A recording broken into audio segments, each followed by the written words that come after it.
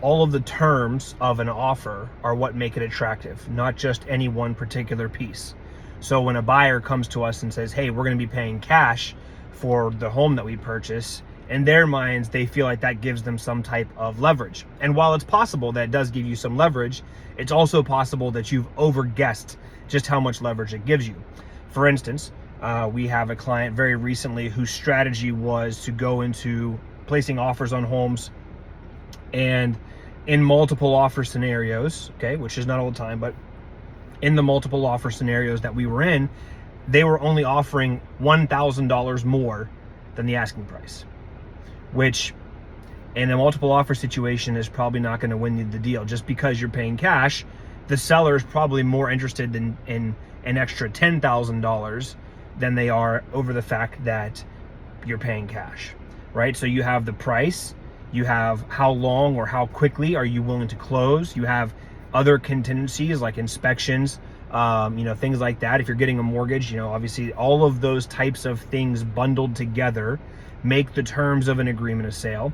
And that is what is attractive to the seller as a whole, not just the price tag and not just how you're financing the house.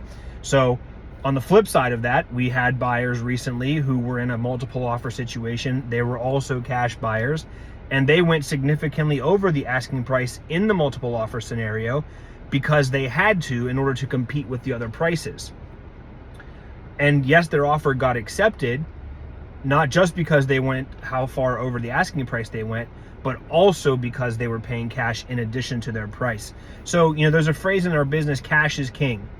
And that really used to be the way when listings weren't flying off the shelf in 4.5 seconds. When the inventory would sit for a little while, a seller would feel very comfortable, very confident with someone who is paying cash. Whereas now, houses are selling really quickly, and so a seller is willing to wait an extra week or two to close on a house to make an extra $10,000 or $15,000, where somebody who is paying cash feels like that's going to give them more leverage in the transaction. So if you're a buyer, don't overestimate the fact that you're a cash buyer if that's your scenario, okay? It's great. It's a nice place to be in, and we're happy to walk you through the strategies, but that's not a guarantee win for your offer. And if you're a seller, just because you receive an all cash offer doesn't mean that we should be all excited either, because the rest of the terms of that offer might suck. They might be asking to close really far away or way too soon for your liking. They may have 10 million inspections. They may have all kinds of stuff in addition to the price that doesn't work in your favor.